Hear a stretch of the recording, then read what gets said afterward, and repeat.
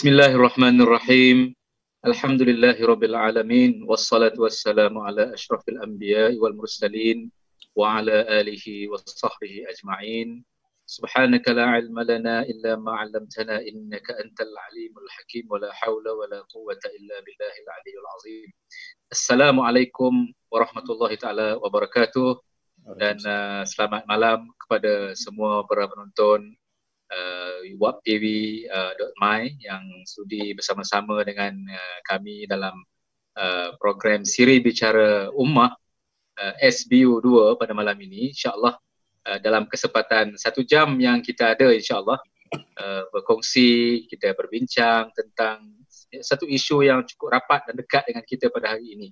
Dan oleh kerana dengan isu ini jugalah program kita terpaksa dilakukan secara dalam menggunakan teknologi sedemikian oleh kerana mendapat nasihat daripada pihak kerajaan untuk kita stay at home, istilah yang biasanya begitu, atas sebab-sebab yang tak dapat kita elakkan. Dan insyaAllah pada malam ini kita akan bersama-sama dengan seorang tokoh untuk kita berbicara satu tajuk yang begitu penting pada hari ini.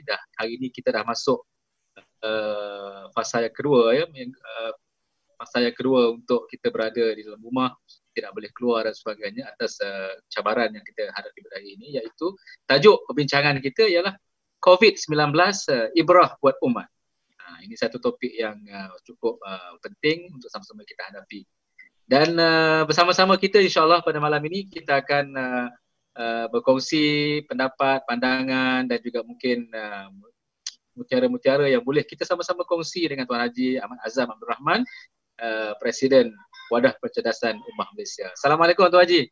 Waalaikumsalam warahmatullahi wabarakatuh. Khabar anda? Baik, alhamdulillah sihat. Walaupun kata orang jauh kita dari segi geografinya, tempat daerahnya, tapi dekat dalam pertemuan kita hari ini. Biasa forum secara face to face, tapi hari ini face to face juga menggunakan teknologi dan sebagainya. Inilah dia. Barangkali ada sesuatu benda yang boleh kita belajar dengan berlakunya COVID-19 ini, sedikit sebanyak memberikan ruang kepada kita ini untuk menggunakan teknologi sebagai salah satu mekanisme dakwah jugalah. InsyaAllah. Jadi tajuk yang saya sebutkan tadi ialah berkenaan tentang ibrah buat umat. Ya, maknanya ibrah ini maknanya pengajaran lah barangkali, perkara yang boleh kita ambil. Sebelum saya serahkan kepada Tuan Haji, mungkin sedikit latar belakang lah ataupun introduksi kepada perbincangan kita ini. Kita melihat bahawa perkembangan isu COVID ini nampaknya kalau dilihat secara umum lah, walaupun maklumat yang kita perolehi daripada pihak kerajaan dan juga data-data yang dikeluarkan oleh pihak kementerian, ada tanda-tanda yang positif, maknanya ada menunjukkan pengurangan dan potensi itu memang ada. Tetapi angka-angka yang dikeluarkan oleh pihak kementerian Tuan Haji menampak sedikit membimbangkan lah. Jadi mungkin ini juga suatu perkara yang boleh kita sama-sama renungkan. Selain daripada kita memahami kes-kes ini dan berlaku pada hari ini pun nampaknya 208 kes, new case, kes yang baru, dan 5 kematian setakat inilah. Ini satu benda yang cukup membimbangkan kita. Tapi bagi umat Islam, saya percaya bahawa perkara-perkara yang berlaku sudah tentulah mungkin tidak baik pada mata kita sebagai umat Islam, tapi baik di sisi Allah Subhanahu Wa Taala. Jadi perkara ini boleh kita renungi bersama. Dan mungkin untuk awal ini mungkin Tuan Haji boleh berikan sedikit pengenalan dan juga apakah pandangan awal lah tentang cabaran ataupun isu COVID-19 ni sejak ianya bermula, kalau tak silap mungkin dalam awal tahun, dalam bulan Februari Tuan Haji kalau silap saya gitu. Mungkin sedikit introduction tentang topik COVID-19 ni sebelum kita jauh pada soal pengajaran dan sebagainya. Mukadimah sedikit lah mungkin. Ya, insyaAllah. Bismillahirrahmanirrahim. Alhamdulillahirabbil alamin wassalatu wassalamu ala asyrafil anbiya'i wal mursalin sayyidina Muhammadin wa ala alihi wa sahbihi ajma'in. Ya, Alhamdulillah, hari ini dah 2 minggu ya kita dihadiahkan oleh Allah Taala untuk beruzlah. Ya, lupakan soal hal-hal duniawi, duduk di rumah, contemplate, memikirkan, bermuhasabah ya, selama 14 hari. Ini nak tunggu lagi 14 hari pula. Jadi perbincangan ataupun sesi ini penting untuk kita berkongsi pengalaman, apakah kesan yang kita boleh dapat daripada 14 hari duduk di rumah, bermunajat, memikirkan masalah yang berlaku. Ya, sungguhnya COVID-19 ini kita pun tidak menjangka, kita menjangka ianya berlaku di China dengan kita menganggap bahawa padan negara China kerana dia telah memenjarakan berjuta orang Uyghur. Ini hukuman Allah kepada mereka. Ya, tapi kita tak jangka juga sampai kepada kita. Kita juga kena kurung rumah, bukan saja orang Cina, tapi seluruh dunia kena dikurung oleh Allah Ta'ala di dalam rumah masing-masing. Ya. Jadi kan itulah saya banyak memikirkan tentang sebagai umat Islam kita kena banyak bermuhasabah ya. Dalam konteks Malaysia kita tak biasa ya, kita siapa pun tak biasa lagi dipaksa duduk di rumah. Cuma saya teringat tahun 69 pernah kita ada curfew peristiwa 13 Mei. Itu saya ingat sangat, waktu itu saya umur 9 tahun. Bila keputusan beras, keluarga minta saya maknanya lari ke kedai untuk beli beras. Ya, kemudian bila dapat beli beras nak balik-balik, FIU pun sampai dan terus menembak. Dia tapi tembak ke langit. Alhamdulillah. Jadi itulah pengalaman curfew, perintah berkurung 24 jam tahun 69. Tapi kali ini taklah seteruk 69. Kita boleh lagi keluar beli makanan, ya, boleh pergi ke farmasi, boleh pergi ke bank walaupun dalam keadaan yang terhad. Ya. Jadi kita merasa bimbang juga sebab kita tak biasa dikurung begini, sebab kita diberikan kebebasan. Kadang-kadang orang menganggap bahawa orang lain kena tak apa, dia takkan kena, insya-Allah. Itulah yang berlaku menyebabkan perkembangan ini nampaknya kalau di konteks negara kita agak meningkat juga, tapi kita doalah, kita harap supaya ianya akan flatten, akan melandai dan kemudian akan menurun ya, dengan syarat kita tidak jangan keluar rumah. Dan saya sendiri juga sebagai orang yang terlibat dalam isu global, hampir tiap-tiap bulan merata dunia saya pergi, rasa betul-betul terikat di rumah ini. Rasa hari pertama, kedua kita rasa enjoy, tapi dah masuk hari yang ke-14 dia rasa dah mula pening kepala. Dia nak tunggu 14 hari lagi, tak boleh buat apa-apa ya. Jadi kerana itulah kerana inilah merupakan pengorbanan sedikit yang perlu kita lakukan, sebab kalau kita juga keluar, kita tak tahu virus yang Allah Ta'ala ciptakan ini dia boleh mengena kepada siapa-siapa juga ya. Jadi saya punya respon selama 14 hari ini, banyak benda yang boleh kita kongsi bersama, kita fikirkan. Namun kita berdoa supaya negara Malaysia ini dapat cepat keluar daripada krisis ataupun wabak COVID-19 ini. Ya, betul. Memang selalu satu benda yang cukup menarik ya Tuan Haji ya, kalau diperhatikan tragedi, atau kalau kita boleh ungkapkan sebagai tragedi lah ataupun peristiwa COVID-19 ni. Satu perkara yang mungkin selepas ini Tuan Haji boleh bercerita tentang ibrah-ibrah yang boleh kita ambil ini sebagai kita nak melatar awal tentang kes ini sebagai sebuah gerakan Islam khususnya. Kita melihat bahawa dalam beberapa ketika, mungkin awal sebelum berlakunya PKP ini, kita tinggal di rumah, kita lihat bahawa isu COVID-19 ni dia merentasi bangsa, budaya, agama dan sebagainya. Maknanya kalau dulu Tuan Haji sebut hanya di China, tapi hari ini bukan sekadar di China, seluruh dunia. Maknanya peristiwa ini menggegarkan masyarakat antarabangsa, tidak mengira agama, tidak mengira bangsa. Bahkan yang paling mengejutkan kalau kita perhatikan dalam sehari dua ni, Perdana Menteri Britain pun dikabarkan positif COVID ini. Allah, ini dalam berita lah ya.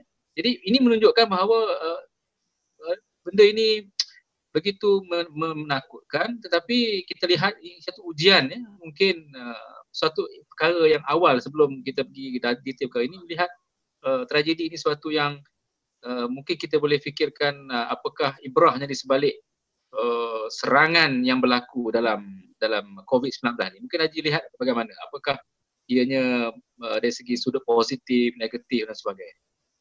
Ya, saya juga dapat berhubung dengan teman-teman di luar negara melalui WhatsApp, melalui telefon ya. Dan umumnya kita lihat negara-negara besar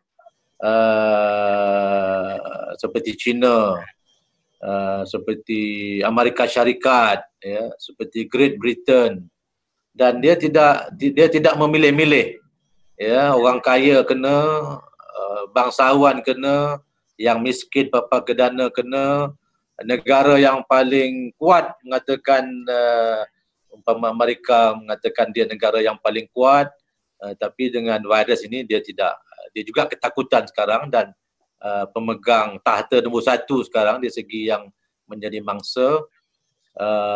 China dah recover, itu pun tidak ada kepastian bahawa tidak akan berlaku pengulangan lagi.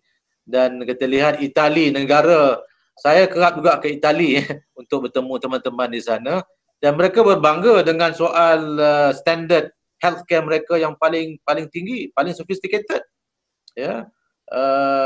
Juga berhadapan dengan suatu suasana yang sangat memilukan, sehingga kan mereka sudah mulai melihat petunjuk-petunjuk daripada langit, ya. Great Britain, begitu juga Spanyol, mereka sudah mulai bersujud di hadapan gereja-gereja masing-masing, dan malah dalam beberapa teman-teman yang berada di barat, ada juga yang ketika orang Islam menunaikan solat, ada yang bukan Islam pun turut mengikut solat bersama-sama sebab mereka mencari Tuhan pada waktu ini. Jadi maknanya COVID-19 ini ianya merentas bangsa dan juga agama, dan ini masalah kemanusiaan keseluruhannya. Cuma kita diminta untuk berfikir, ya. Kalau orang Islam, dia kena optimis setiap masa. La taqnatu min rahmatillah. Jangan kau putus asa akan rahmat Allah Subhanahu Wa Taala. Jadi di segi itulah saya ingat ini satu perkara yang telah merebak, dan orang kuat, orang hebat, negara paling kaya, paling kuat, paling dahsyat, semuanya juga berhadapan dengan suatu kaedah yang belum jumpa lagi vaksinnya. Ini satu perkara yang luar biasa, dan inilah yang kita kena renung sedalam-dalamnya, apa hikmah di belakang daripada COVID-19 ini. Baik Tuan Haji, saya bagi masa agak lebih sikit lah kepada Tuan Haji. Mungkin di luar sana ramai ingin mendapat kupasan tentang ibrah ini. Tajuk kita pun COVID-19, ibrah yang boleh diambil dari perspektif yang pelbagai. Jadi saya bagi ruang yang luaslah kepada Tuan Haji untuk mengupas tajuk ini, dan mungkin sahabat-sahabat kita di luar sana dapat berkongsi juga apakah perkara yang boleh kita telusuri secara mendalam dari aspek-aspek keyakinan kita, dari aspek-aspek sosial dan sebagainya. Ini mungkin boleh diberikan panduan lah kepada rakan-rakan kita dan juga para pendengar Wab TV kita hari ini. So saya silakan Tuan Haji untuk mengupasnya lebih lanjut lagi. Silakan. Ya, alhamdulillah, saya tidaklah bertujuan nak mengajar, ya. Tapi selama 14 hari ini banyak masa terlibat untuk menelaah Al-Quran untuk mendapat ibrah daripadanya. Dengan tujuan tidak mengajar, ya. Untuk berkongsi apa yang saya dapat, mungkin boleh ditambah-tambah oleh ustaz-ustaz yang lebih mendalami Al-Quran. Namun demikian, dengan bertadabbur Al-Quran ini, saya nampak sekurang-kurangnya ada 5 ibrah yang kita boleh dapat daripada kisah COVID-19 ini, ya. Ibrah ini kita sebab ini petunjuk Al-Quran, ya. Ada yang mengatakan bahawa sikit ini balak, sikit balak, ya. Tak ada benda lain ke, saintifik segala macam. Kita jangan lupa bahawa Al-Quran itu huda linnas, ya, petunjuk kepada manusia, basyiran wa nazira, sebagai memberi kabar gembira dan juga peringatan kepada kita. Jadi mau tidak mau, bila Quran menyebut suatu perkara yang kita tak suka, kita tidak ada pilihan, kita kena terima ini sebagai satu ujian ataupun arahan ataupun panduan daripada Allah SWT. Nombor satu yang saya lihat, saya merujuk kepada mau tidak mau kita lihat sebagai ini suatu hukuman Allah SWT. Ya, kalau kita merujuk kepada surah Al-Isra, surah yang ke-17 ayat yang ke-16. Ya.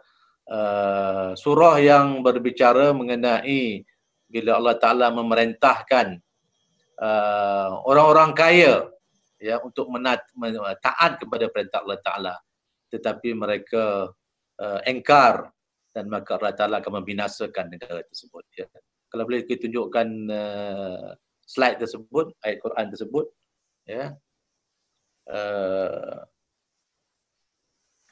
Ya. Yang mana Allah Taala mengatakan bahawa iza aradna an nuhlikal qaryatan amarna mutrafiha fafasaku fiha faqa 'alaihal qawlu fadamarnaha tadmira. Dan jika kami hendak membinasakan suatu negeri, maka kami perintahkan kepada orang-orang yang hidup mewah di negeri itu agar mentaati Allah. Tetapi bila mereka melakukan kederhakaan dalam negeri itu, maka sepantasnya berlakulah terhadapnya perkataan hukuman kami. Kemudian kami binasakanlah sesama sekali negeri tersebut. Jadi ini satu ibrah berkaitan dengan golongan elit, bangsawan, hartawan, ya, pertumbungan antara elit dan juga marhain, golongan elit pemerintah apabila diperintahkan untuk menggunakan kekuasaan yang ada, menggunakan dana yang ada, menggunakan segala nikmat yang Tuhan beri untuk taat kepada Allah Ta'ala, untuk membantu orang-orang susah, untuk mengurangkan jurang kemiskinan segala macam. Dan apabila jurang itu semakin melebar, maka Allah Ta'ala menunjukkan hukuman dia, menunjukkan kuasa dia, bahawa ini mesej. Jadi saya merasakan bahawa di Malaysia ini, alhamdulillah, negara kita ini umumnya sebagai negara yang sangat prihatin terhadap perkembangan dunia. Saya terlibat dalam NGO, saya tahu merata tempat bahawa banyak NGO yang terlibat dalam isu Kashmir, isu Palestin, isu-isu Syria, isu Rohingya dan segala macam. Dan ini mudah-mudahan, ya, dan tentunya dibantu oleh mereka yang berada, yang kaya. Sama ada cukup tak cukup itu persoalan nombor dua. Ya, namun demikian, bila banyak NGO boleh pergi ke merata dunia untuk membantu umat Islam di seluruh dunia, saya merasakan bahawa ini merupakan suatu kaedah untuk Allah Ta'ala memberkati negara kita. Namun demikian, perintah ini sangat tegas, iaitu golongan Al-Malak. Ya, golongan Al-Malak ini 28 kali disebut dalam Al-Quran. Iaitu golongan bangsawan, hartawan, korporat, golongan elit birokrasi. Kelompok-kelompok elit ini yang menguasai kuasa, seandainya kuasa itu tidak tunduk kepada perintah Allah Subhanahu Wa Taala, maka hukumannya sangat jelas dan sangat tegas. Ya. Kemudian yang kedua, ini juga adalah ancaman bagi para pendakwah yang tidak bekerja kuat untuk melakukan kerja-kerja dakwah. Ya. Dalam surah Al-Anfal, ayat surah yang ke-8, ayat yang ke-25. Ya. Ya, surah yang berbicara mengenai dan peliharalah dirimu daripada siksaan yang tidak hanya menimpa orang-orang yang zalim sahaja di antara kamu. Ketahuilah bahawa Allah sangat kuat siksaannya. Mana ayat yang merujuk kepada kelompok-kelompok pendakwah, orang-orang yang sedar tentang tujuan dakwah amar ma'ruf nahi mungkar. Dia tidak bekerja kuat. Naratif-naratif yang negatif mengenai Islam itu mendominasi fikrah masyarakat, dan kita tidak begitu kuat untuk melawan dan berusaha untuk menonjolkan naratif Islam dalam konteks dalam konteks masyarakat majmuk di negara kita ini. Macam mana kita tampilkan Islam dengan mengambil kira semua bangsa besar, bangsa Cina, bangsa India ada di negara kita, semua agama besar ada di negara kita ini. Macam mana naratif Islam nak kita tonjolkan? Dari segi itulah seandainya kita kelompok dakwah tidak memperbaiki kaedah berdakwah, mempergunakan segala teknologi yang ada, kaedah yang terbaik pada zaman ini untuk menyebarkan dakwah, maka bila turun bencana daripada Allah Ta'ala, orang baik kena, orang jahat kena, budak-budak kena, orang kaya kena, orang miskin kena, semua akan kena. Ya, jadi kerana itulah ini merupakan satu mesej kepada gerakan Islam, NGO-NGO Islam untuk mempertingkatkan lagi kerja-kerja dakwah supaya Islam itu benar-benar dapat dirasai. Ya. Yang ketiganya adalah teguran agar kita jangan putus asa di dalam berdakwah. Ya. Tadi seruan supaya kita memperhebatkan dakwah. Namun demikian kita juga diminta jangan berputus asa di dalam kerja-kerja dakwah. Ya, ini kita rujuk kepada surah kisah Nabi Yunus alaihissalam. Ya, surah Al-Anbiya surah yang ke-21 ayat yang ke-87. Ya. Yang mana Nabi Yunus alaihissalam pada satu ketika dakwahnya itu belum dapat diterima oleh masyarakat, dia give up dan dia meninggalkan mereka. Maka Allah Ta'ala berkehendak, Allah Ta'ala beliau ditelan ikan. Dan ikan yang besar, ya. Dia mengatakan ikan paus, ikan nun dan segala macam. Namun demikian beliau berada di dalam perut ikan dan disitulah beliau berzikir la ilaha illa anta subhanaka inni kuntu minaz zalimin. Jadi soal berdakwah ini tidak ada putus asa. Pasang surut gerakan dakwah, menang ataupun gagal gerakan dakwah ini, kerja dakwah harus kita jalankan. Kita tidak boleh berputus asa. Kalau tidak, dalam kisah Nabi Yunus alaihissalam, kita akan berhadapan dengan zulumatin salas, maknanya 3 kegelapan. Zulumat itu kegelapan, salas 3, salasa, ya, kegelapan malam, kegelapan dalam laut, kegelapan dalam perut ikan. Jadi bertimpa-timpa kegelapan yang kita hadapi seandainya kita give up dalam kerja-kerja dakwah ini. Dan yang keempat yang kita boleh dapat ibrah daripada Al-Quran sebagai perkongsian, ya, kita boleh tambah-tambah yang lain juga ujian kesabaran. Ya, apakah bila kita masyarakat itu melakukan maksiat saja diturunkan? Tidak. Ya, dalam kisah Nabi Ayub alaihissalam, dia tidak berbuat apa-apa, seorang yang kuat beribadah. Ya, sangat kuat melakukan solat dan melakukan ibadah yang menggambarkan kesyukuran kepada Allah Subhanahu Wa Taala. Tapi Allah Taala nak menguji sama ada dia betul-betul beriman dan beribadah itu kerana dia mendapat nikmat atau betul-betul dia ingin mendapatkan redha daripada Allah Subhanahu Wa Taala. Itulah dalam surah Al-Anbiya ayat yang 83 berbicara mengenai kisah Nabi Ayub alaihissalam. Dan yang kelima yang saya boleh dapat ibrah daripada musibah ini adalah Allah Ta'ala nak menzahirkan kasih sayangnya untuk kembali balik. Ya, kamu dah salah jalan ni, kembalilah balik. Ya, itu sebab dalam surah Al-Baqarah 156, ya, bila Allah Ta'ala berbicara allazina iza asabathum musibah qalu inna lillahi wa inna ilaihi raji'un. Iaitu orang-orang yang apabila ditimpa musibah mereka berkata inna lillahi wa inna ilaihi raji'un. Sesungguhnya kami milik Allah dan kepadanya kami kembali. Jadi maknanya Allah Ta'ala ingin seandainya kita melakukan fasad dan mungkar ataupun tersesat jalan ataupun melampau di dalam kehidupan kita, maka Allah Ta'ala nak kita kembali, diturunkan musibah ni supaya kita reflect, bertadabur, memikirkan balik. Come back to me, mari balik kepada aku, supaya kita boleh berada di atas jalan siratul mustaqim. Jadi saya merasakan bahawa dengan COVID ke-19 ini, ya, pengajarannya ibrah kepada umat, ya, mau tidak mau akhirnya Allah Ta'ala ingin kita kembali.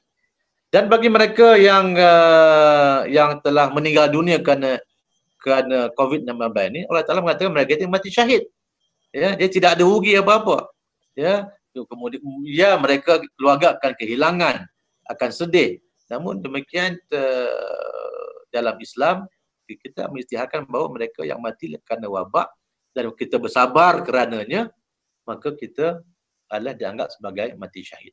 Jadi saya secara rendah hati, rendah diri mengatakan banyak lagi ibrah yang kita boleh dapat, tapi untuk sesi ini saya rasa merasakan bahawa 5 ibrah ini sudah cukup untuk menghantar mesej kepada kita untuk bersyukur, ya, kerana kita berpeluang untuk kembali di keharibaan Allah Subhanahu Wa Taala, kembali kepada Yang Maha Kuasa untuk kita membetulkan balik jalan kita. Mudah-mudahan insya-Allah ini akan memperkuatkan lagi kerja dakwah, dan mudah-mudahan yang disebut oleh Saudara Hasri tadi, wa asa an taqu syai'an wa huwa khairul lakum, Al-Baqarah 216. Ya, kita benci akan satu perkara tapi ia baik untuk kita. Yang mudah-mudahan insya-Allah baik, khair juga yang akan kita nikmati hasil daripada kisah COVID-19 ini, insya-Allah.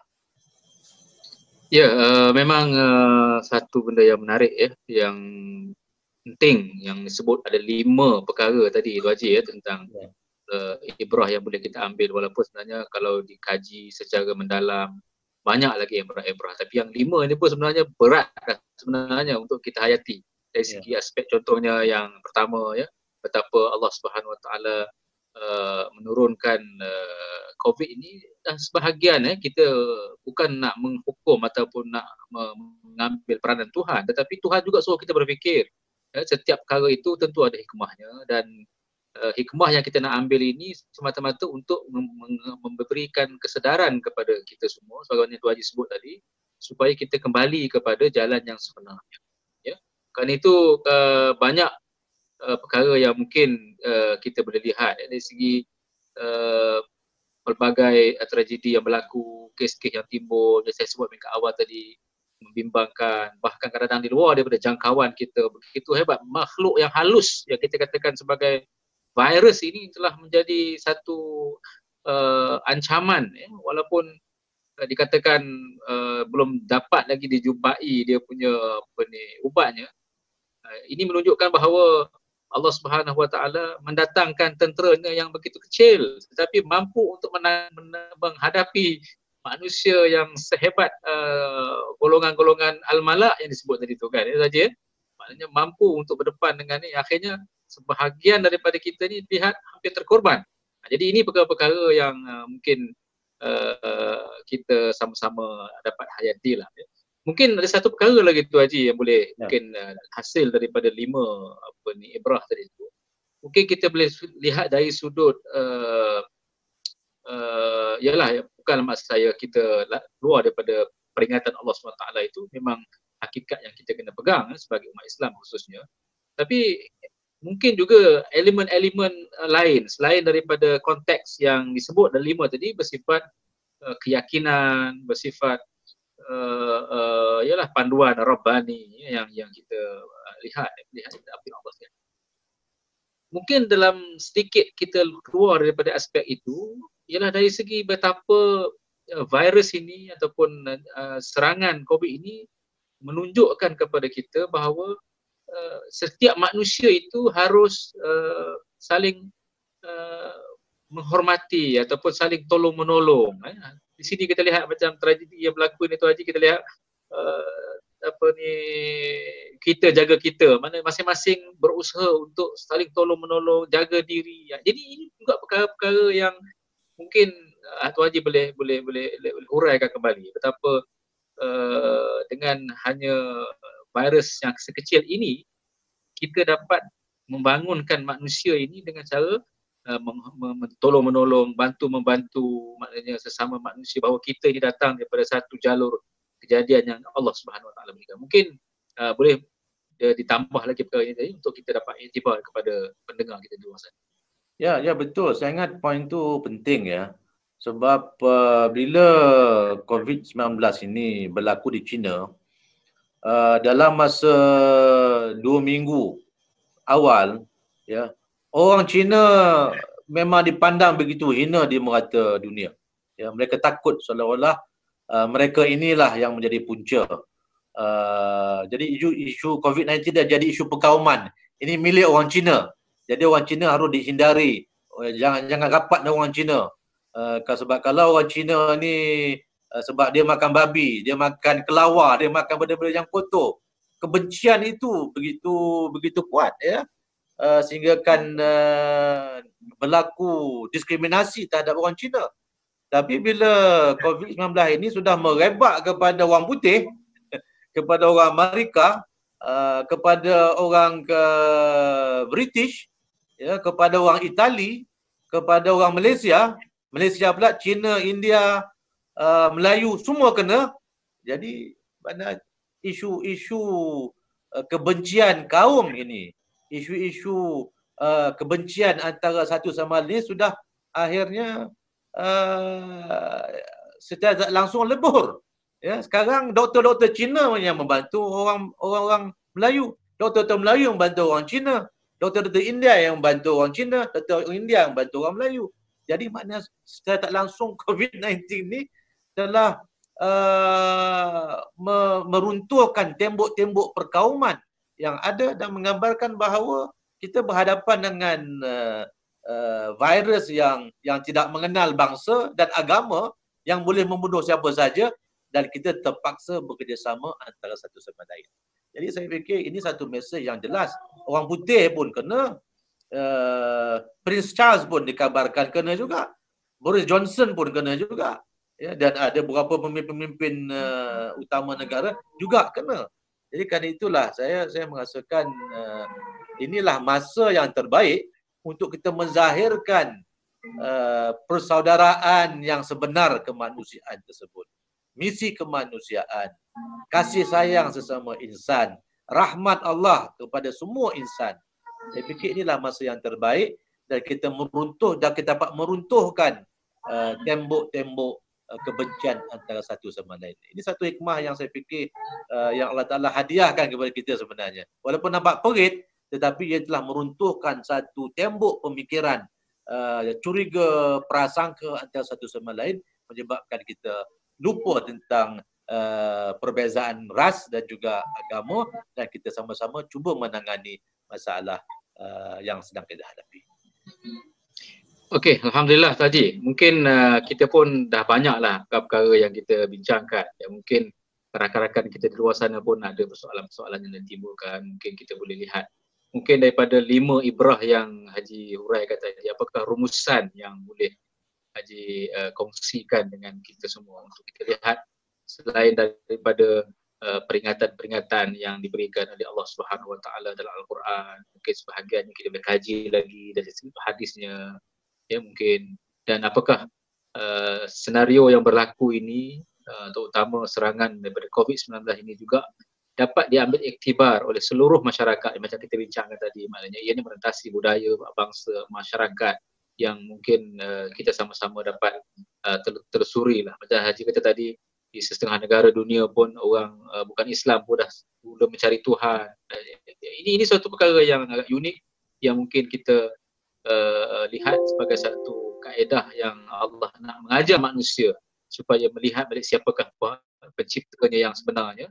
Dengan hanya menghantar tentera yang begitu kecil, akhirnya manusia kembali kepada satu jalan. Walaupun mungkin mereka tidak menganut agama Islam, tapi keyakinan, peraturan itu kembali balik kepada suatu nilai yang sangat besar. Ya. Mungkin ada rumusan yang boleh Haji kongsikan bersama untuk kita ambil panduan, terutama kepada rakan kita yang mendengar rancangan kita pada hari ini. Silakan Tuan Haji. Ya, kita sekalian, kita sebenarnya ada 2 pilihan. Kita nak pakai kacamata hitam, negatif. Ya, ini bala, kita susah hati, kita nak mati, kita panik dan semacam, ataupun kita mengambil sikap positif. Ya, kita yakin bahawa optimis terhadap masa hadapan. Itu pilihan kita. Optimisme ni sangat penting sekalian, sebab saya selalu teringat kisah Surakah bin Malik dengan Rasulullah SAW. Ketika Surakah hampir menangkap Rasulullah, kemudian kudanya ditelan di bumi, akhirnya Surakah mengaku bahawa ada Tuhan yang menjaga Rasulullah. Dan Rasulullah telah optimism Rasulullah itu mengatakan bahawa kerajaan Parsi, hendakkah engkau memiliki gelang Raja Parsi? Optimis. Ya, sedangkan Rasulullah belum pun sampai ke Madinah lagi. Jadi ini satu optimism, sebab Allah Taala itu Maha Pemurah, Pengasih lagi Penyayang, dan dia tidak mahu memberikan sesuatu tersebut dengan tujuan untuk menzalimi, tapi untuk memberi pengajaran kepada kita. Jadi yang pertama, saya lebih suka mengambil kacamata yang positif dan optimis tentang masa depan umat Islam. Ya, muhasabah kita, dan saya yakin bahawa dengan apa yang berlaku ini, ya, akan berlaku perubahan-perubahan geopolitik, ekonomi, sosial di dunia yang sangat besar. Ya, maknanya sekarang ini harga minyak dah turun sampai $80 satu tong. Ya, daripada 60, daripada 100 lebih sampai 80. Orang tidak keluar rumah, kapal terbang semua dah tidak boleh bergerak. Ya, dunia transportation, ekonomi, orang tidak bekerja, orang bekerja di rumah dan segala macam. Dan orang sudah mulai berbicara mengenai bukan recession lagi, ini soal depression. Ini satu perkara yang sangat membimbangkan. Namun demikian, ini juga memberi mesej bahawa akan berlaku perubahan-perubahan, akan ada new player akan menonjol. Kita lihat sejak kejatuhan Khilafah Utsmaniyah 1924, lagi 4 tahun genap 100 tahun dunia Islam berada dalam suatu dunia yang diperhambakan oleh kesan daripada penjajahan. Saya mikirkan dalam masa yang ada ini, ya, kalau umat Islam bangkit mengambil sikap yang positif tentang apa yang berlaku dan mulai melangkah ke hadapan, ya, saya rasa insya-Allah transisi ini akan berjalan dengan baik dengan bantuan Allah Subhanahu Wa Taala, ya, maka Islam itu akan bangkit semula, ya. Kita dah baca kisah seorang profesor yang hebat, wanita daripada Singapura, menganut agama Islam, yang sekarang telah mencipta kaedah untuk mengenal pasti sama ada kita di mana mendapat COVID-19 atau tidak dalam masa 1 hari saja, kurang 1 hari. Ya, dia telah mencipta. Jadi seorang Cina menganut agama Islam, seorang saintis yang terkenal di seluruh dunia, menciptakan satu kit yang boleh mengenal pasti dalam masa yang sangat singkat sama ada seorang itu kena COVID-19 ataupun tidak. Ini menggambarkan bahawa masa depan Islam yang luar biasa. Kita lihat masjid di UK memberikan makanan-makanan percuma kepada pekerja-pekerja hospital, dan kebajikan-kebajikan orang Islam dan bukan Islam dijaga oleh institusi masjid dan segala macam. Dan saya nampak bahawa insya-Allah, ya, keadaan kita lebih mudah sebab manusia sudah mulai mencari Tuhan. Ya, dulu mereka percaya dengan kebendaan, duit, cash is king, duit segala-galanya. Sekarang duit tidak ada makna apa-apa kalau kita kena COVID-19. Bayarlah banyak macam mana pun, vaksin tak jumpa lagi. Jadi akhirnya vaksin tak ada lagi, dia kena COVID-19, duit dia banyak, kemudian dia mulai mencari selain daripada, maknanya dia kena kembali mencari Tuhan. Jadi dalam suasana manusia sedang mencari-cari Tuhan inilah kita harus bersiap sedia untuk kembali bangkit. Dan saya agak-agak tertarik dengan analisis dibuat oleh pendakwah terkenal Yasin Qadhi mengenai kemungkinan Ramadan kali ini kita akan berpuasa di rumah, tidak boleh lagi di masjid, ya. Dan apa ibrah daripada itu? Maknanya mesejnya kemungkinan selama ni amalan-amalan kita ini banyak luar daripada apa yang diperintahkan oleh Rasulullah sallallahu alaihi wasallam. Mungkin kita sudah banyak melakukan perkara-perkara yang tidak menepati kepada hidup sederhana, hidup tolong menolong, ya, banyak membantu orang, banyak memberi untuk sama-sama membangunkan masyarakat. Dan saya optimis insya-Allah kesan daripada COVID-19 ini, yang pertama, manusia sudah mencari Tuhan. Ya, Bila dia mencari Tuhan, bila dia nampak tentang kehebatan agama Islam ini, maka mudah-mudahan insya-Allah Islam itu akan kembali. Setiap 100 tahun akan muncul seorang mujaddid abad baru yang akan membawa perubahan-perubahan, satu sahwah Islamiah yang baru setelah kita merasai begitu perit kesan daripada perang terorisme yang telah menghancurkan Timur Tengah pada waktu ini.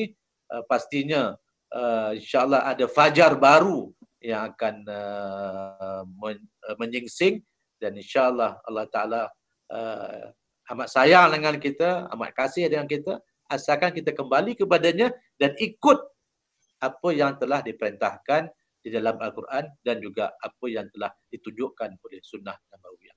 Jadi saya fikir inilah optimisme yang saya perlu ada, dan kita kena yakin masa depan kita akan lebih baik. Dan COVID-19 juga telah memecahkan tembok-tembok kebencian ras dan juga agama, dan kita mempunyai Tuhan yang satu. Mudah-mudahan apabila semua nak kembali pada Tuhan yang satu, maka Islam itulah dapat mudah untuk kita sampaikan dengan lebih berkesan, insya-Allah. Itulah saya rasa rumusan yang paling penting.